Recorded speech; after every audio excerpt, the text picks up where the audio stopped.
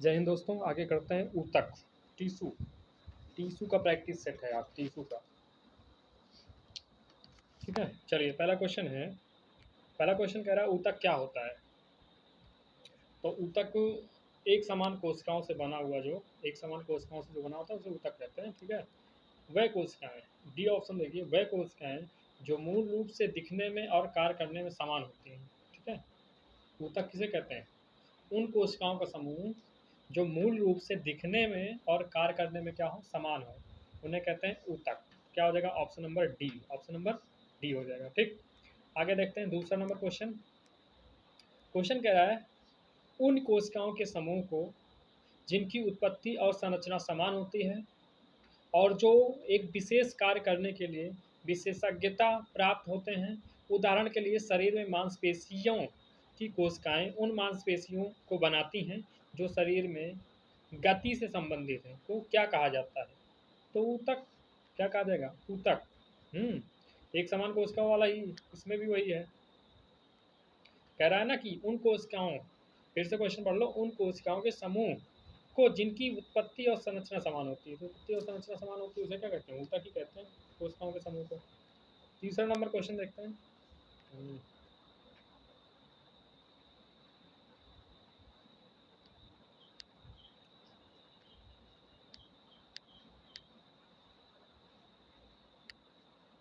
तीसरा क्वेश्चन है रक्त क्या है? रक्त क्या है? रक्त एक संयोजी ऊतक है। क्या है? संयोजी ऊतक, कनेक्टिव टिश्यू है। रक्त क्या है? एक संयोजी ऊतक। क्या है? कनेक्टिव टिश्यू है। अगला क्वेश्चन है, कह रहा है मुंह की परत। कह रहा है मुंह की परत किसकी बनी होती है? तो मुंह की परत पपड़ीदार उपकला से बनी होती है। किससे? पपड़ीदार उपकला से बनी होती है। आगे अगला है, हमारे शरीर में कई अंग हैं, निम्नलिखित में से कौन सा अंग सबसे बड़ा है? त्वचा। मानव शरीर का सबसे बड़ा अंग क्या है? त्वचा, स्किन। ठीक, अगला है त्वचा के नीचे और आंतरिक अंगों के बीच डैश डैश की डैश डैश ऊतक बनता है। तो वसा होता है। चमड़ी के नीचे जो स्किन होती है हमारी, उसके नीचे क्या होता है? वसा होता है। और वसा कम हो जाता है बुढ़ापे में, इसलिए स्किन क्या होती है? लटक आती है। तो क्या हो जाएगा? वसा। क्या? वसा। सातवां क्वेश्चन, निम्नलिखित में से कौन सा एक संयोजी ऊतक है? तो संयोजी ऊतक, हड्डी क्या है? संयोजी ऊतक है। हड्डी, एक हड्डी दूसरी हड्डी को जोड़ के रखती है। संयोजी मतलब जोड़ एक दूसरे कनेक्ट हो एक दूसरे से, तो हड्डी क्या हो जाएगा? संयोजी ऊतक। आठवां क्वेश्चन है स्टैटिफाइड स्टैटिफाइड स्क्वैमस एलिप्लेथिनियम किस में मौजूद होता है? ये त्वचा में। किस में? त्वचा में मौजूद होता है। आगे है डैश डैश ऊतक में मैट्रिक्स होते हैं और कोशिकाएं मैट्रिक्स से संबंधित होती हैं। संयोजी ऊतक जो होते हैं उसमें मैट्रिक्स होते हैं और संयोजी ऊतक की जो कोशिकाएं होती हैं मैट्रिक्स से संबंधित होती हैं। ठीक है, तो इसमें हो जाएगा संयोजी ऊतक। अगला क्वेश्चन है पेशी ऊतक कितने प्रकार के होते हैं? तो पेशी ऊतक 3 प्रकार के होते हैं। कितने? 3 प्रकार के। अगला, मानव शरीर की त्वचा का सबसे बाह्य परत क्या कहलाता है? तो एपिडर्मिस कहलाता है। सबसे बाह्य परत क्या कहलाता है? एपिडर्मिस कहलाता है। मानव शरीर की त्वचा का सबसे बाह्य परत एपिडर्मिस। अगला है निम्नलिखित में से संयोजी ऊतक नहीं है। तो अस्थि भी संयोजी ऊतक है। अस्थि हड्डी को ही कहते हैं अस्थि। उपास्थि भी संयोजी ऊतक है। रक्त भी संयोजी ऊतक है। तंत्रिका कोशिका क्या है? संयोजी ऊतक नहीं है। 13 नंबर क्वेश्चन कह रहा है एपिथेलियम इक्वेमस एपिथेलियम ऊतक फेफड़ों के अलवेली और जानवरों के अन्य हिस्सों में पाया जाता है जहां डैश डैश संकुचन और विश्राम होता है। उसे कहते हैं अस्थायी। क्या कहते हैं? अस्थायी कहते हैं। अगला है किस प्रकार की कोशिका से त्वचा बनी होती है? तो अधिचर्म कोशिका से त्वचा बनी होती है। किससे? अधिचर्म कोशिका से हमारी त्वचा बनी होती है। अगला क्वेश्चन है डैश डैश ऊतक के प्रकार ग्रंथि बनाते हैं। कह रहा है कौन सा ऊतक का प्रकार ग्रंथि बनाता है? तो एपीथीलियल ऊतक जो होता है वो ग्रंथि बनाता है। कौन सा? एपीथीलियल ऊतक ग्रंथि बनाता है। अगला क्वेश्चन है, कह रहा है कि जंतु कोशिकाओं में वृक्क को यांत्रिक समर्थन प्रदान करने के लिए डैश डैश एपिथीलियम इसकी आंतरिक परत निर्मित करता है। तो कौन सा? आयत फलकी। कौन सा? आयत फलकी होता है। ठीक है, आगे 17 नंबर क्वेश्चन है हिस्टामिन स्रावक कोशिकाएं डैश डैश में पाई जाती हैं। हिस्टामिन स्रावक कोशिकाएं किस में पाई जाती हैं? संयोजी ऊतक में पाई जाती हैं। किसमें? संयोजी ऊतक में। 18 नंबर क्वेश्चन है कि अवकाशोतक अवकाशोतक एओलर टिश्यू डैश डैश के बीच पूरक ऊतक का काम करते हैं। फिलर ऊतक पूरक ऊतक का काम करते हैं त्वचा और मांसपेशियों के बीच। किसके? त्वचा और मांसपेशियों के बीच। अगला 18 नंबर क्वेश्चन है डैश डैश ऊतक ग्रंथियों का निर्माण करते हैं। कह रहा है कौन सा ऊतक ग्रंथियों का निर्माण करते हैं? तो वाहिकाएं, जो वाहिकाएं होती हैं, वाहिका ऊतक ग्रंथियों का निर्माण करते हैं। कह रहा डैश डैश ऊतक संवाहन पुल बनाते हैं। तो जाइलम और फ्लोएम, जाइलम और फ्लोएम क्या होते हैं? संवाहन पुल बनाते हैं। अगला 21 नंबर क्वेश्चन है फ्लोएम डैश डैश के अतिरिक्त निम्नलिखित में से अन्य सभी से मिलकर बना होता है। फ्लोएम वाहिका, फ्लोएम फ्लोएम वाहिका के अतिरिक्त निम्नलिखित में से अन्य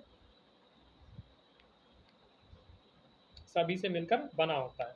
फ्लोएम वाहिका को छोड़ दें तो सबसे मिलकर बना होता है। अगला है कह रहा कौन सी अस्थाई ऊतक एक पौधे को कठोर और मजबूत बनाता है? कह रहा कौन सा अस्थाई ऊतक एक पौधे को मजबूत और कठोर बनाता है? स्क्लेरेनकाइमा, स्क्लेरेनकाइमा क्या हो जाएगा? स्क्लेरेनकाइमा।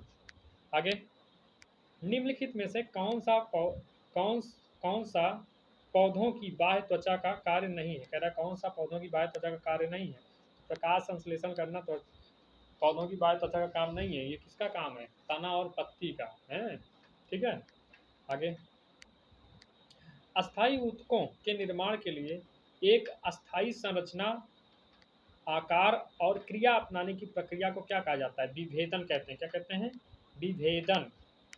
अगला क्वेश्चन है 25 नंबर डैश डैश ऊतक में कोशिकाएं जीवित, लंबी और कोनों पर अनियमित रूप से मोटी होती हैं। किस किस ऊतक में? कोलेनकाइमा, कोलेनकाइमा क्या हो जाएगा? कोलेनकाइमा में। ठीक है। आगे देखते हैं 26 नंबर क्वेश्चन है कह रहा है सीयू ट्यूब और सह कोशिकाएं मुख्य रूप से संचरण के लिए उत्तरदायी होती हैं। तो कौन सी? पौधे में भोजन के लिए, पौधे में भोजन के संचरण के लिए उत्तरदायी होती हैं। ठीक, सीयू ट्यूब या सह कोशिकाएं। अगला क्वेश्चन है डैश डैश के जमाव के कारण दृढ़ ऊतक की कोशिका भित्तियां मोटी हो जाती हैं। तो लिग्निन जम जाता है। क्या जम जाता है? लिग्निन एक पदार्थ होता है, वो जम जाता है, जिससे क्या होता है? दृढ़ ऊतक की कोशिका भित्ति मोटी हो जाती है। आगे 28 नंबर क्वेश्चन है निम्नलिखित में से कौन सा विकल्प तने और जड़ों के शीर्ष पर पाया जाता है? तो शीर्ष से याद रखो, शीर्ष विभाज्योतक। ठीक है, तने और जड़ों के शीर्ष पर पाया जाता है। 29 नंबर क्वेश्चन है डैश डैश के कारण स्क्लेरेनकाइमा कोशिकाओं की दीवार मोटी होती है। अभी बताया गया पहले में, लिग्निन के कारण। किसके कारण? लिग्निन के कारण मोटी होती है। अगला क्वेश्चन है कह रहा निम्नलिखित में से कौन सा सरल स्थायी ऊतक नहीं है? तो जाइलम जो है ये सरल स्थायी ऊतक नहीं है। ठीक है। आगे है वह कौन सा पौधे का कौन सा हिस्सा पानी और खनिज के परिवहन के लिए, पानी पानी मतलब जल, जल से क्या होता है? जाइलम, याद रखो जाइलम। तो पौधे का कौन सा हिस्सा पानी और खनिज परिवहन को सक्षम करता है? तो जाइलम, जा से जल होता है और जा से जाइलम हो जाएगा। ठीक है, इसमें हो जाएगा जाइलम। क्या हो जाएगा? जाइलम। अगला देखते हैं 32 नंबर क्वेश्चन है निम्नलिखित में से कौन सा ऊतक मुख्य रूप से कोशिकाओं से बना है? मुख्य रूप से मृत कोशिकाओं से बना है। कह रहा है कौन सा ऊतक मुख्य रूप से मृत कोशिकाओं से बना है? तो जाइलम मृत कोशिकाओं से बना है। आगे निम्नलिखित में से कौन से ऊतक का अंतरकोशिकीय क्षेत्र बड़ा होता है? पैरेनकाइमा का अंतरकोशिकीय क्षेत्र बड़ा होता है। अगला 34 नंबर क्वेश्चन है ऊतक डैश डैश ऊतक एकमात्र पादप ऊतक है जो कोशिका विभाजन द्वारा नई कोशिकाओं का उत्पादन करता है। तो क्या है? विभाज्योतक या मेरिस्टेमेटिक कहेंगे इसको। ठीक है। अगला क्वेश्चन है 35 नंबर पौधों के तनों में छल्लों के रूप में पाई जाने वाली आकृति जो उनकी वृद्धि होती है। पौधों के तनों में छल्लों के रूप में पाई जाने वाली आकृति जो उनकी वृद्धि होती है में निम्न ऊतक पाए जाते हैं। तो उसमें पाया जाता है लैटरल मेरिस्टेमेटिक ऊतक। क्या? लैटरल मेरिस्टेमेटिक ऊतक पाए जाते हैं। ठीक, ए ऑप्शन हो जाएगा। क्या हो जाएगा? A option. आगे ठीक है, ये प्रैक्टिस सेट नंबर 1 था। ठीक है।